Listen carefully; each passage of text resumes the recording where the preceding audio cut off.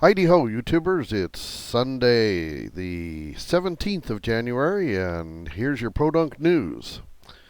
I only have one article that I want to share with you. It's out of the local paper, but it was rather poignant, and it caught me. So I thought I'd share it with you, and then I'm going to do some ranting. I hope you stick with me, because I think, personally, I think that what I have to say is important stuff.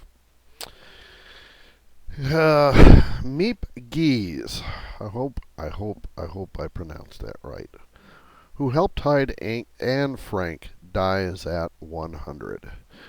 By the way, I didn't find a link to this exact article, but there's one over there for that's pretty close.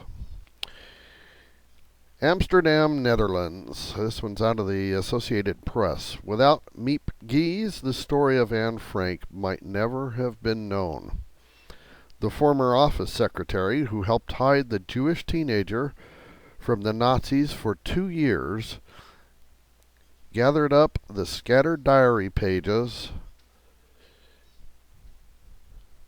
after the Frank family was arrested and sent to concentration camps.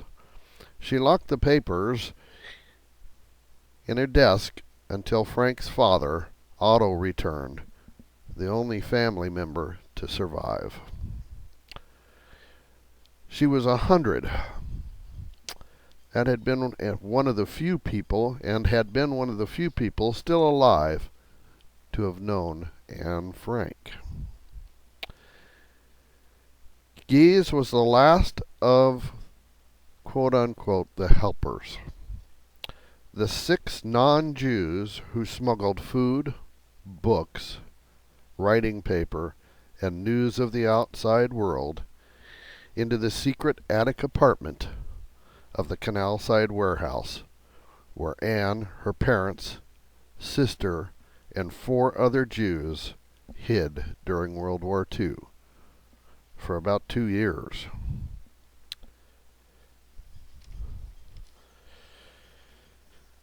Anne Frank died of typhus at age 15 in the Bergen-Belsen concentration camp in March 1945, 2 weeks before the camp was liberated by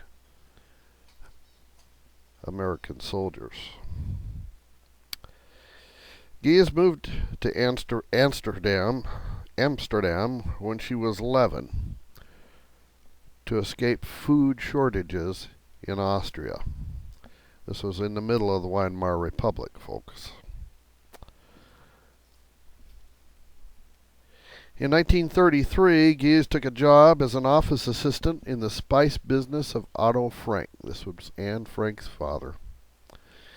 As the Nazis ramped up their arrests and deportations of Dutch Jews, Otto Frank asked Gies in July 1942 to help hide his family in the annex above the company's Canal Side warehouse, and to bring them food and supplies.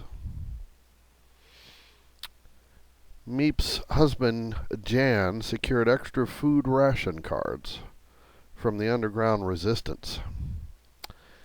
Meip cycled around the city, alternating grocers, going to different ones, to ward off suspicions from the highly dangerous activity.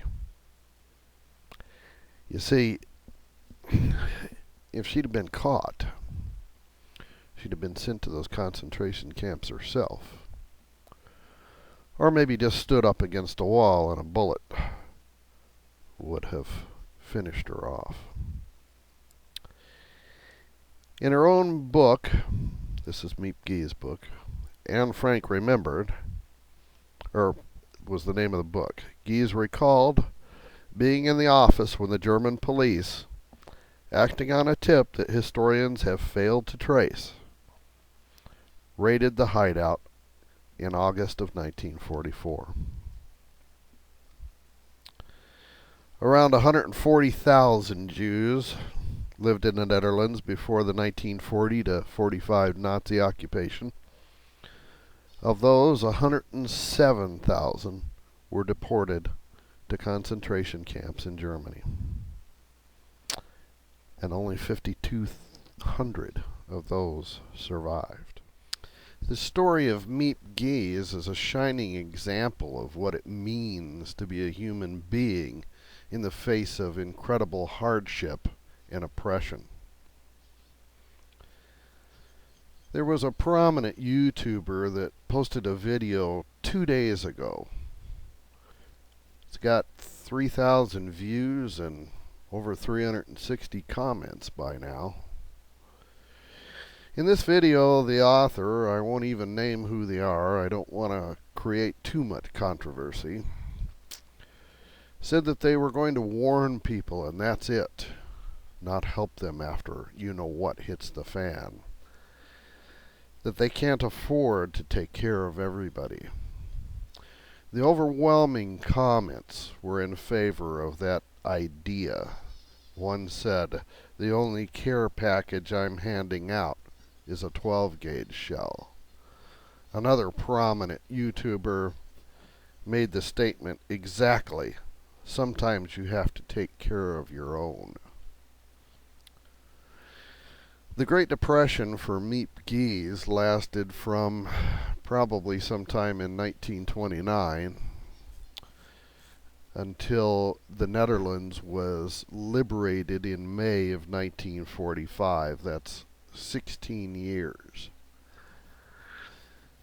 The fundamentals this time are maybe for something a lot worse that could last a lot longer than 16 years. How long can you hold up in your bunker with your carefully gathered supplies and your 12-gauge? I don't think you're going to wake up some morning with your carefully stored Arabica coffee and look out the window and find thousands of sheeple clawing at the door to get in at your stuff as if they were zombies trying to eat your brains out. The economy is going to get worse. It's going to bleed away as if it's got a severed artery. It could last a really long time. The fundamentals aren't there for recovery. So eventually you're going to have to go outside and interact with those same sheeple that you're so willing to shoot in the face over a cup of rice. Maybe we're taking the wrong attitude.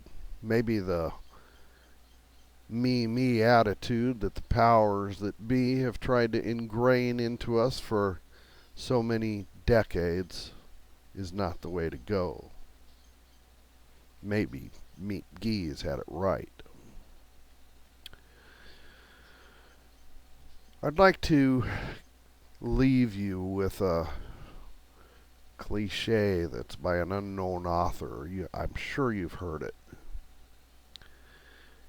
If you give a man a fish, you've fed him for the day. If you teach him how to fish, you've fed him for your life, for his life. Maybe we should think about this as we prepare. Try to figure a different way to look at it. One more thing. Yes, it's tinfoil and it's a joke. If we plan, prepare, and think about things, we'll get through this after all.